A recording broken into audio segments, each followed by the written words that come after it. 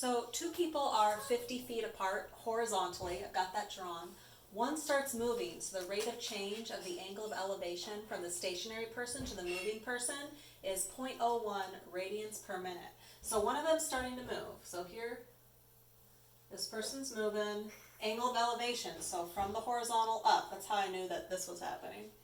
And we've got that angle of elevation there, this angle, and the rate of change, the d theta dt, because we're looking at radians per minute, that's how I know t is on bottom,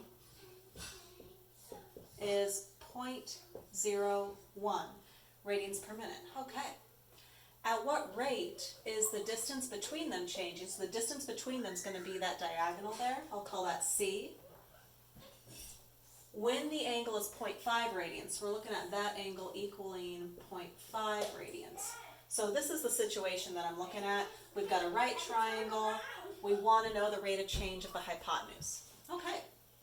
So let's see what's happening here. According to this angle, this is the angle that I know stuff about. I have the adjacent and the hypotenuse. So I'm really looking strongly at cosine. I know the cosine of that angle is the adjacent divided by the hypotenuse.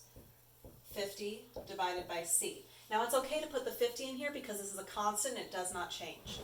C is going to change. As this person walks, this value will change. It's a variable. Theta will also change. As this person walks, this angle is going to get bigger and bigger and bigger. Also a variable. So each of them has its own rate of change. So let's write this as cosine theta is 50 times c to the negative 1.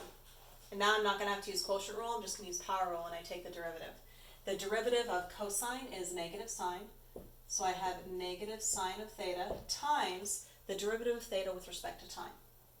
d theta dt equals.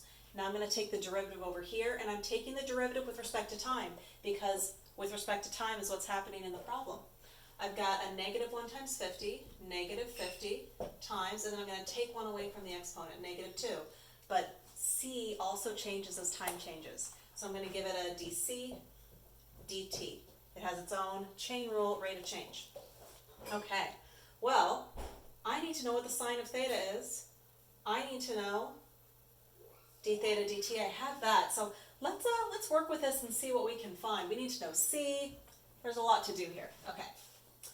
Well, let's set up our cosine of 0.5 is equal to adjacent 50 over the hypotenuse, c. And we're going to solve this and get the c value at the time when the angle is 0.5.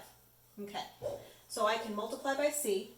c times the cosine of 0.5 is 50, right there. And then I'm going to divide. So c is, and you're going to use a calculator, 50 divided by the cosine of 0.5. Make sure your calculator is in radian mode.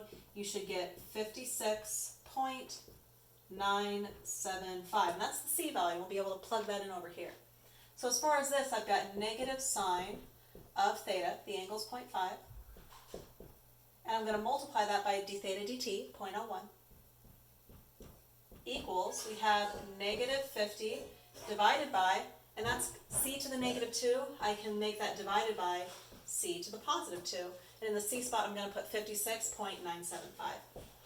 56.975 times dc dt, that's the thing that we're actually solving for, the rate of change of that hypotenuse, the distance between the two people.